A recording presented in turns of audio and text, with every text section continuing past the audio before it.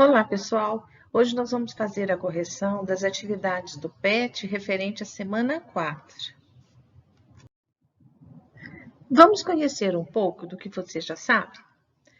Então, nessa atividade 1, nós vamos falar sobre o petróleo, né, que todo mundo conhece e sabe bem, né, das suas utilidades no nosso dia a dia. O petróleo, ele é uma fonte de energia não renovável muito explorada. Esse fato, ele pode provocar futuramente uma redução desse recurso no planeta. Baseado nisso, a gente vai, julgar as alternativas abaixo e vamos classificá-las como verdadeiras ou falsas de acordo com o que está sendo falado. Essa redução não será definitiva, pois as reservas de petróleo são capazes de se renovarem naturalmente.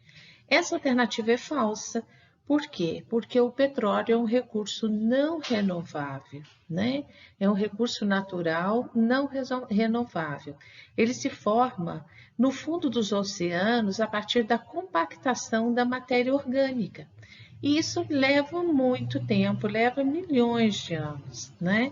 Então, é uma coisa assim que demora muito para acontecer, tá? Então, essa redução, no nosso caso, ela seria definitiva sim, porque não haveria tempo para formar, né, uma outra fonte nesse mesmo lugar. Essa redução, ela não será definitiva, pois o Brasil tem tecnologia para produzir petróleo. Impossível, né? Nós já vimos que ele é formado naturalmente pela compactação da matéria orgânica no fundo dos oceanos. Então, o Brasil não tem tecnologia para produzir o petróleo. Essa alternativa também é falsa. A redução desse recurso pode levar ao esgotamento, pois a quantidade dessa fonte de energia existente no planeta é limitada, já que se trata de um recurso não renovável. Então, aí está certo, né? Essa é verdadeira. A redução desse recurso pode levar a uma descoberta de novas áreas no planeta para extração do petróleo. Com certeza, né? Até essa é uma busca constante, levando em conta que o petróleo é um recurso não renovável. Então, está sempre, né, o governo está sempre procurando outros locais aonde possa haver a exploração do petróleo. Na atividade número 2, nós vamos observar, a partir do esquema, né, o processo de formação das rochas e assinalar a alternativa que apresenta as legendas corretas. Então, nós temos para o número 1, as rochas magmáticas, número 2, as rochas sedimentares, número 3, as rochas metamórficas. Na atividade 3, né, nós vamos falar sobre cada um do grupo de rochas que entra na formação do solo, né? Agora que você já estudou o assunto, você já sabe que a crosta e o manto superior da Terra são formados principalmente por rochas. Sendo assim, tem condições de explicar, né, como ocorreu o processo de formação, do que elas são constituídas e quais as principais diferenças entre os 3 tipos de rochas que a gente acabou de falar na questão anterior, né? Lembre-se de comentar sobre os recursos minerais e sua importância econômica.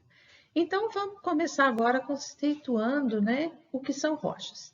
As rochas, elas são formadas por um conjunto de minerais. E existem 3 classificações para as rochas de acordo com a sua formação. Nós temos as rochas magmáticas, sedimentares e metamórficas. As rochas magmáticas, que também são chamadas de rochas ígneas, são aquelas que se originam a partir da solidificação do magma ou da lava vulcânica, né? Então, quando ocorre a erupção de um vulcão, aquela lava que desce, que resfria, ela vai formar a rocha magmática. As rochas sedimentares são rochas que se originam a partir do acúmulo de sedimentos, que são partículas de rochas, né, que com o tempo, com a ação do vento, da chuva, né, ela vai se desfazendo. As rochas metamórficas, elas têm a sua origem na transformação de outras rochas em virtude da pressão e da temperatura. As rochas, elas também são muito importantes, porque quando são intemperizadas, geralmente formam o solo, né? Além disso, a maior parte dos minérios são formados a partir das rochas ou delas são os componentes. O que é um minério? Minério é um mineral do qual se extrai elementos economicamente úteis, né? Na nossa região mesmo, a gente tem, né? Na região de Minas Gerais, a gente tem extração de minério, de ferro, né? Os minérios, eles são importantes para as atividades agrícolas, industriais, de construção civil, como, por exemplo, cimento, areia, o diamante, o granito, a brita, né? A ardósia, a argila, mármore, o quartzo, o grafite, o giz, hematita, né?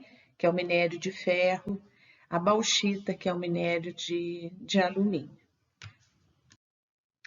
Bom, pessoal, chegamos no final da nossa correção. Espero que vocês tenham gostado, né? E que tenham aprendido bastante. Façam a correção direitinho, tá?